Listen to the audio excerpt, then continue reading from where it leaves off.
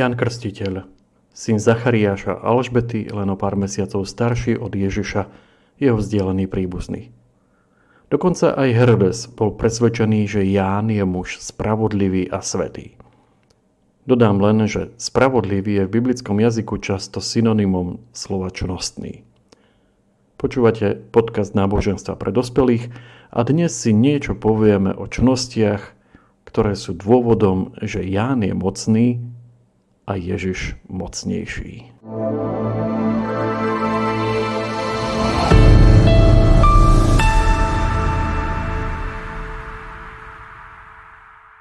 Marek je, čo sa týka informácií o Jánovi Krstiteľovi, pomerne skúpy. Oveľa viac sa dozvedáme od ostatných evanjelistov. Jeho príchod na svet sprevádzali neobyčajné udalosti. O tom vieme vďaka Lukášovi. Zachariáš, jeho otec, bol kňazom v Jeruzalemskom chráme.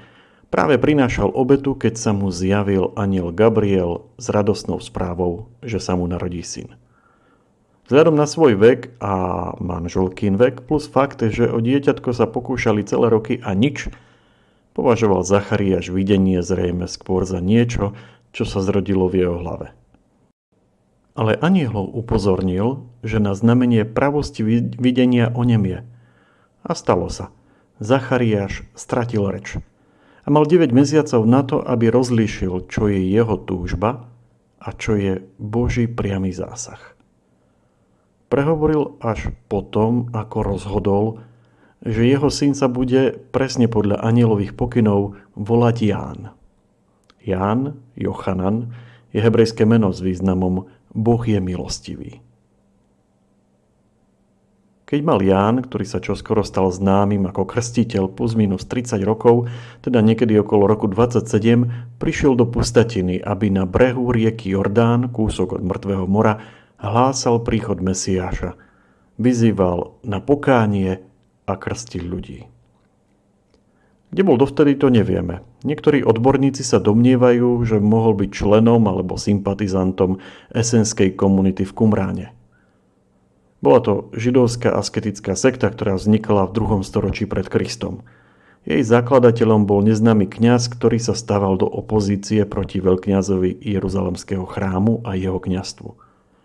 Eséni žili prísne organizovaným komunitným asketickým životom. No a k ním aj Ján patril, neskôr sa zrejme vydal svojou vlastnou cestou. Veľa ľudí išlo za ním, vyznávali svoje hriechy, nechávali sa pokrstiť na znak pokánia. A jedného dňa prišiel aj Ježiš a Ján v ňom spoznal Spasiteľa. Na Jánovo slovo sa viacero z jeho učeníkov rozhodlo nasledovať Božieho baránka, tak krstiteľ označil Ježiša. Ježiš po krste šiel hlásať evanjelium do Galilei a Ján zostal pri Jordáne.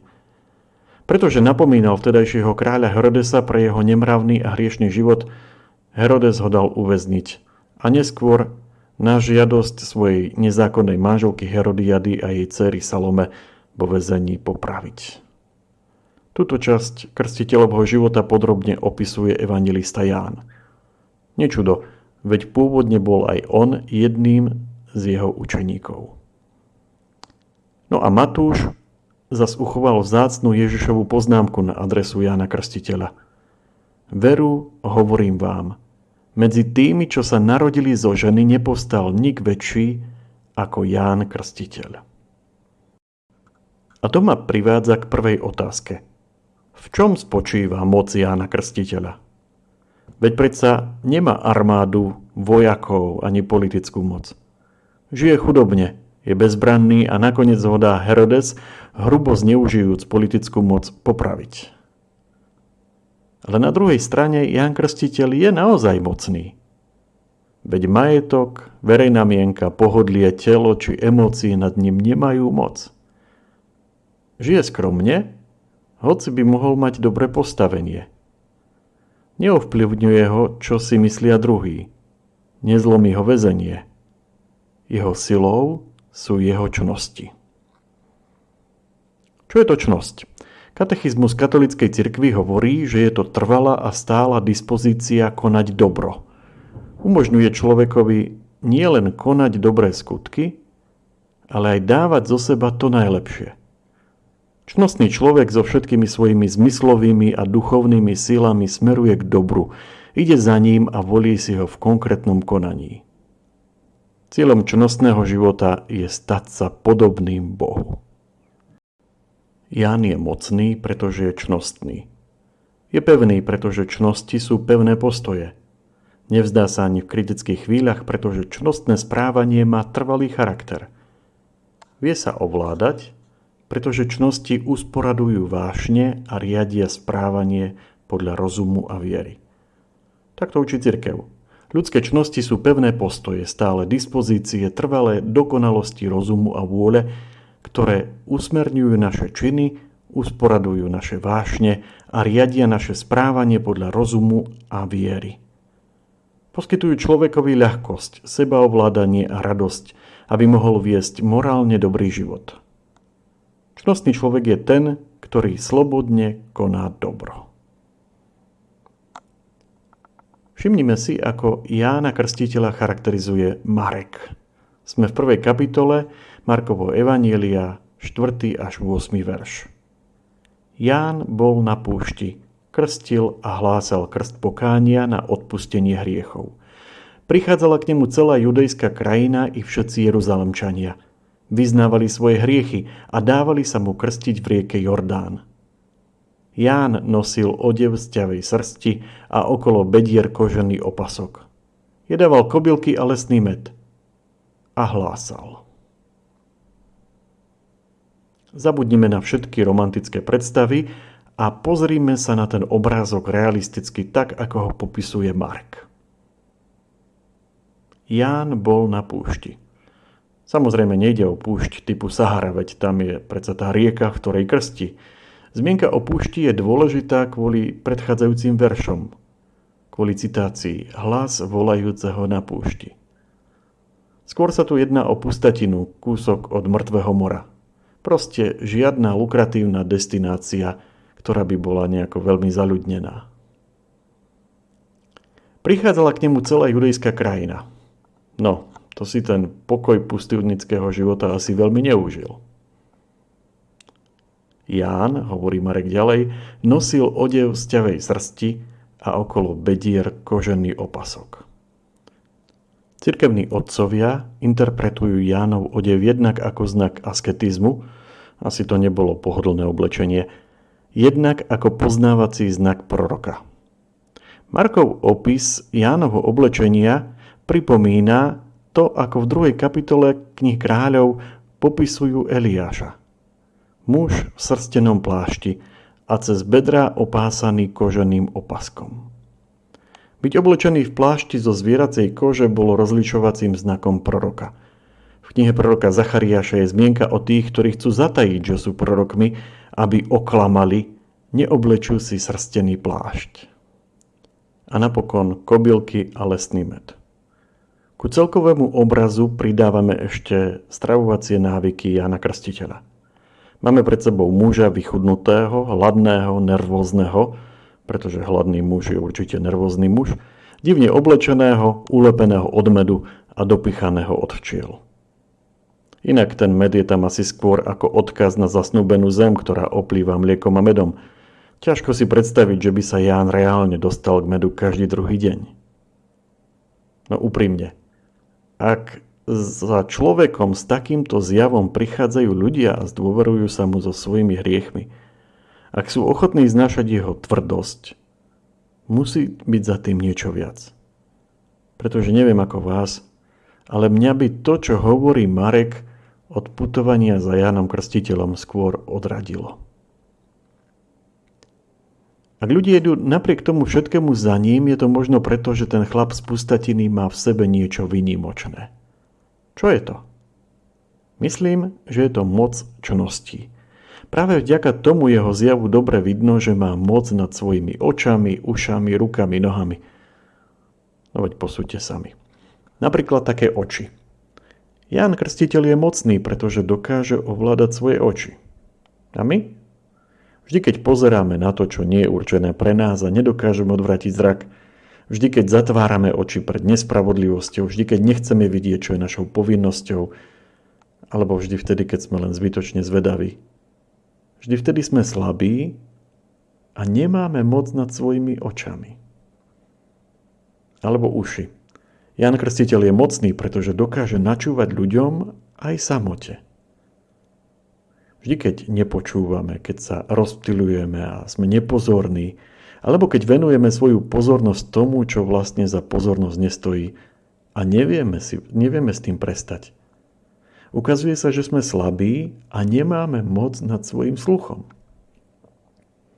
A čo ústa? Ján je mocný, pretože vie držať jazyk za zubami vtedy, keď treba mlčať. Ale na druhej strane neohrozene hovorí vtedy, keď je ohrozená pravda a spravodlivosť. A my?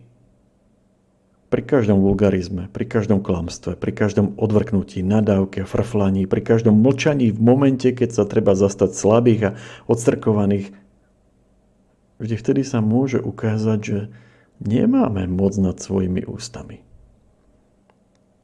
Pozrime sa trebárs ešte na Jánove ruky. Ján je mocný, pretože sa živí prácou svojich rúk a nevyberá si ľahké a úrodné miesto. Nachytať dosť kobyliek na raňajky a obed, vybojovať boj so včelami a to každý deň, celý týždeň, každý mesiac, celé roky, to chce veľkú sebadisciplínu. A naše ruky sú pracovité, lenivé, nežné, agresívne, ochotné, netrpezlivé. Ján má moc aj nad svojimi nohami. Je mocný, pretože neváha ísť tam, kde treba a zostane tam. Neviem ako vy, ale ja by som odtiaľ po 2 dňoch určite ušiel. Nohy idú ochotne tam, kde je tvoje miesto. Ak ich treba priveľmi presviečať alebo prekrikovať, alebo ak dokonca vedú ďaleko od chodníčkov slušných ľudí, sú slabé. Ján Krstiteľ má v moci svoje oči, uši, ruky, nohy, ústa, pretože je čnostný, teda je zvyknutý konať dobro. 4 čnosti, rozvážnosť, spravodlivosť, mravná sila, miernosť, nazývame základnými, pretože okolo nich sa združujú všetky ostatné čnosti. U Jana Krstiteľa môžeme pozorovať napríklad čnosť mravnej sily. Je to morálna čnosť, ktorá zabezpečuje nepoddajnosť v ťažkostiach a vytrvalosť v úsilí o dobro. Posilňuje predsavzatie odolávať pokúšeniam a prekonávať ťažkosti v morálnom živote. Dáva schopnosť premáhať strach, čeliť skúškam, prenasledovaniam. Alebo čnosť miernosti. Miernosť je morálna čnosť, ktorá zmierňuje príťažlivosť rozkoši, dbá na rovnováhu pri používaní stvorených dobier. Zabezpečuje nadvládu vôle nad vášňami, emóciami a pudmi a udržiava túžby v medziach počestnosti. Z Jánových odpovedí tým, ktorí ho vyhľadávali pri Jordáne, o tom čítame u Lukáša v 3. kapitole, vidno, že to bol človek spravodlivý. Spravodlivosť je morálna čnosť, ktorá spočíva v stálej a pevnej vôli dať Bohu a blížnemu to, čo im patrí. Môžeme tiež predpokladať, že Ján rástol v čnosti rozvážnosti. Rozvážnosť uschopňuje praktický rozum, aby vo všetkých situáciách rozpoznával a rozoznával, čo je pre človeka skutočným dobrom, aby si volil správne prostriedky na jeho vykonanie. Čnosť je trvalá a stála dispozícia konať dobro. Je to zvyk. Zachovať sa správnym spôsobom moci aj za dramatických okolností je ľahšie pre človeka, ktorý je zvyknutý konať dobro. Návyk si vytvárame pravidelným cvičením. Tak sme sa naučili chodiť, rozprávať, písať, a tak sa učíme aj ostatným dobrým návykom. Základom je pravidelné cvičenie sa v čnostiach. Ján Krstiteľ hovorí o Ježišovi: Po mne prichádza mocnejší ako som ja. Ja nie som hoden ani zohnúť sa a rozviazať mu remienok na obuvi. Ja som vás krstil vodou, ale on vás bude krstiť Duchom Svätým. A Ježiš je čnostný. Vidíme to z toho, s akým odhodlaním putuje po krajine, ako znáša nepochopenie a neprijatie. Môžeme obdivovať jeho vnútornú silu, s ktorou sa vysporiada so zradou, vytrvalosť, s ktorou nesie kríž, pokoru, s ktorou znáša poníženie, výsmech, kruté zaobchádzanie. A pritom veríme, že to kedykoľvek mohol ukončiť jediným slovom. Ježiš je čnostný. Ale Ježiš je aj Boží syn a má moc nad tým, čo presahuje naše schopnosti. Jeho moc siaha aj tam, kde už naše dobré návyky nestačia. Ľudské čnosti, o ktorých som hovoril, sú prirodzené a nezávislé od toho, či je človek veriaci alebo neveriaci. K ich osvojeniu si je povolaný každý človek. Ale pokrstení majú nespornú výhodu, o ktorej svedčí katechizmus.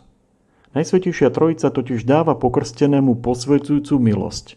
Milosť ospravodlivenia, ktorá ho pomocou božských čností robí schopným veriť v Boha, dúfať v Neho a milovať Ho. Ktorá mu pomocou darov Ducha Svätého umožňuje žiť a konať pod vplyvom Ducha Svätého a ktorá mu pomocou morálnych čností umožňuje rásť v dobrom. A tak čítame Evangelium, všímame si čnosti jeho protagonistov, napríklad Jána Krstiteľa, a vytrvalým napodobňovaním si ich osvojujeme. A tam, kde narazíme na hranice svojich prirodzených síl, prosíme Ježiša, ktorý je mocnejší, aby nás premieňal a posilňoval nadprirodzeným spôsobom.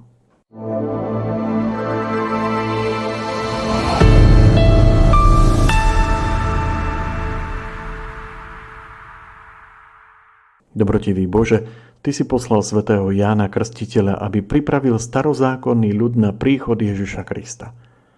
Daruj svojej cirkvi radosť v Duchu Svetom a veď nás stále po ceste pokoja a spásy.